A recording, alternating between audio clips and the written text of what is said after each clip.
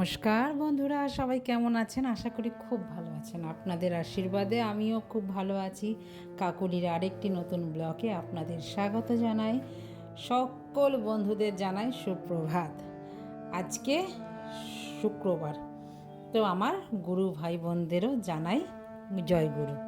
সকালবেলা থেকে না আজকে বৃষ্টি হচ্ছে। ঘুম থেকে উঠতে অনেক দেরি হয়েছে, যেহেতু মেয়ের স্কুলটা নেই, তো ঘুম অনেকটাই দেরি করে উঠছি। এটা ঠিক না। আমার যেন এই যে মেয়ের পরীক্ষা হওয়ার পর থেকে আমার যেন পুরো একদম লাইফস্টাইল একদম চেঞ্জ হয়ে গেছে। আগে একটা নিয়ম ছিল, সকালবেলা 5টা 5:30টার মধ্যে উঠতাম। এখন কিছুতেই জানেন 5:30 6টার সময় উঠতেই পারছি না। উঠতে উঠতে 9টা 9:30 বেজেই যাচ্ছে। ঘুম যেন ছাড়ছে না, কেন কি জানি না। চলুন সকালবেলা একটু চা খেয়ে নিই, চাটা না খেলে তো আর হয় না। আর এইখানে দেখুন ভাত আমি উপর করে দিয়েছি। দাদা যেহেতু বেরোবে, তো দাদাকে তো টিফিনটা করে দিতে হবে। মেয়ে তো ওঠে না, মেয়ে একবারই খায় জানেন। এখন সকালের খাবার পুরো স্কিপ করে যাচ্ছে, নয়তো দুপুরের খাবার স্কিপ করে যাচ্ছে। আর আজকে শুক্রবার মানেই তো বাইরে খাবে না দাদা। তার জন্য আমি সকালবেলা উঠেই আগে আমি চা খেয়ে বাসনটা মেজেই আগে ভাত বসিয়ে দিয়েছি। সে ভাত ডাল হলে পরেও আর কিছু লাগে না, তার যে অনেক কিছু লাগে সেটাও না। তো হয়ে তো গেছে আমার ভাত, তাড়াতাড়ি করে উঠিয়ে আগেই ভাতটা বসিয়েছি। তার জন্য চা খেতে খেতে, চান করতে করতে, বাজারে যেতে যেতে আমার মিনিমাম একটা ডাল ভাত তরকারি হয়েই যায়। আর এখানে আমি কাটাকুটি করে নিয়েছি। সেদিনকে জানেন যে ঝড় হয়েছিল, এই বৃহস্পতিবার না বুধবার দিনকে রাত্রে প্রচুর ঝড় হয়েছিল। তো আমার যে টবটা ছিল, টবের মধ্যে একটা সুন্দর পুঁইশাক গাছ উঠেছিল। সেই পুঁইশাক গাছটা সমেত পড়ে গেছে। সেটাকে তুলে নিয়ে এসেছি। আবার ঠিকঠাক করে মাটিগুলো তো ফেললে হবে না, মাটির প্রচুর চাহিদা, মাটি আমাদের এখানে পাওয়া যায় না। তো মাটি কি করে ফেলে দিই বলুন? তো মাটিটা নিয়ে আমি ঝেড়ে রেখেছি। আর পুঁই শাকটা আমি ওটার মধ্যে পুঁই পিটুলিও হয়ে গেছিলো, বেশ মোটা হয়ে উঠেছে তো ডাঁটাটা। তো আমি নিয়ে এসে আবার রেখে দিয়েছিলাম। 2 দিন রাখার পর আজকে ফ্রিজে ছিল, তো নষ্ট হয়নি। আমি কেটে কুটে নিয়েছি, আজকে তরকারি করবো নিরামিষভাবে। তো ডাল আমি সোমবার দিয়ে নিলাম জানেন কি দিয়ে? লাউ আর সজনে ডাঁটা দিয়ে। সজনে ডাঁটা এই সময় খাওয়া কিন্তু খুবই ভালো, আমরা তো খুবই খাই। সজনে ডাঁটা আমাদের খুব ভালো লাগে। সবজি বলতেই ভালো লাগে, তো কিছু কিছু সবজি আবার না আমরা খাই না, অনেক সবজি। তো আমার ডাল কিন্তু সম্বার হয়ে গেল। ওই মেথি আর মৌরি দিয়ে সম্বার দিয়েছি, সাথে একটু কালো জিরে দিয়েছি। 5 ফোড়নটা না শেষ হয়ে গেছে, 5 ফোড়ন সম্বার দিলে বেশ ভালো হতো। আর এই সেম পুঁই পিটুলি তরকারিতেও কেটে নিয়েছিলাম আলু, বেগুন আর কুমড়ো। কুমড়ো ছিল ঘরে।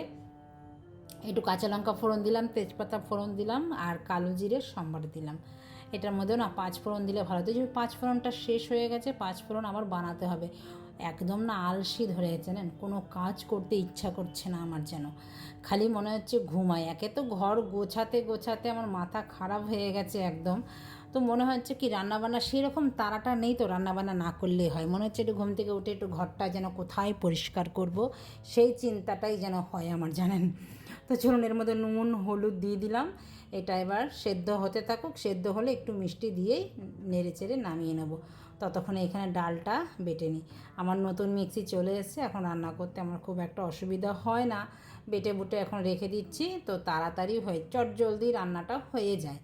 তো এখানে এবার ডাল বেটে নিয়েছি, ডালের মধ্যে দিলাম একটু কালো জিরে, নুন হলুদ দিলাম, একটু কাঁচা লঙ্কা আদা দিয়েছি। এটা হচ্ছে ছোলার ডালের বড়া। এটা শুক্রবার দিনকে বা যে কোনো নিরামিষের দিন বড়া বানিয়ে খেলে বা রসা করলেও বেশ ভালো লাগে। এই দেখুন আমার কিন্তু হয়ে গেছে। এবার চলুন নামিয়ে নিই। এবার নামিয়ে নিয়ে মেয়েটাকে খেতে দিতে হবে। তো ও তো উঠে গেছে, ও তো আবার কতদিন ধরে বললাম না, সে একবেলা খেলে আরেকবেলা খায় না।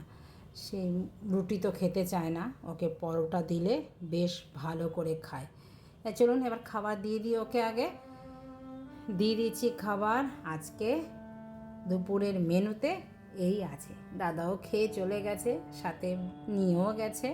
তো আমার আর চিন্তা নেই, ওই যে বললাম সেরকম না। এখন বাকি রইল আমার চান পুজো। চান পুজো দিয়ে সন্ধেবেলা সন্ধে পুজো দিয়ে এখন প্রায় বাজে 7:30। সন্ধে পুজো যথারীতি দিলাম, দিয়ে আমি ওই যে আমার রিফ্রেশটা আবার আমি চালিয়েছি।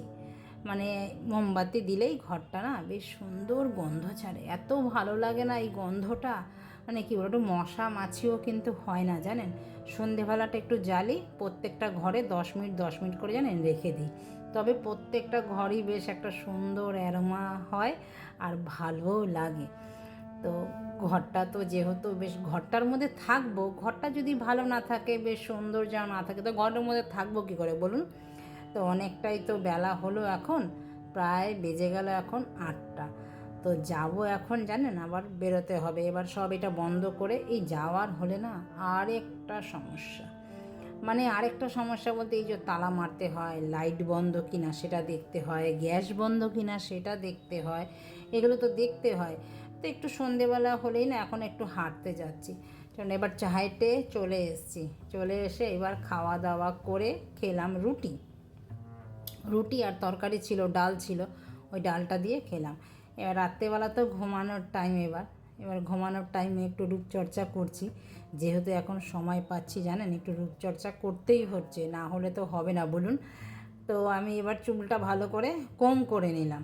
প্রতিদিন যদি রাত্রে শোয়ার আগে একবার করে সারাদিন যদি কোম করা যায় তো খুবই ভালো। আমি সারাদিন না কোম করতে সময় পাই না, তো রাত্রেবেলা কিন্তু আমি একবারে কোম করি, তাতে না ব্লাড সার্কুলেশনটা ভালো হয়, চুল হেলদি থাকে, ভালো থাকে।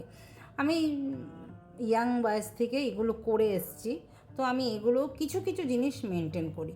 রাত্রেবেলা যেহেতু এখন বয়স হচ্ছে, স্কিন ড্রাইয়ের দিকে যাচ্ছে, যতই জল খাই যতই যাই খাই, তো কিছু তো অনিয়ম তো আমাদের হয় প্রতিদিন বলুন। তার জন্য একটু ড্রাইনেস কাটানোর জন্য রাত্রেবেলা একটু যদি নাইট ক্রিম মাখা যায় তাও ভালো।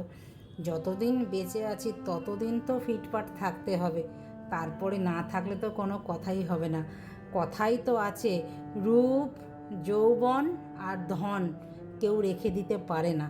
তো আমি আর কি করে রাখবো বলুন, ওই যতটুকু পারি একটু মেনটেন করার চেষ্টা করি। তাতে কি, এই যে এখন এই চর্চাটা করলাম, রূপচর্চাটা, তাতে কিন্তু আমার ঘুমটাও বেশ ভালো হবে। সারাদিন যে আমি অক্লান্ত পরিশ্রম করি, সেই পরিশ্রম থেকেও কিন্তু একটু রিল্যাক্স পাবো। আপনারাও করবেন। ভিডিওটাও এখানে রাখছি, দেখা হচ্ছে পরবর্তী ব্লগে। সবাই ভালো থাকবেন, সুস্থ থাকবেন, নমস্কার, টাটা।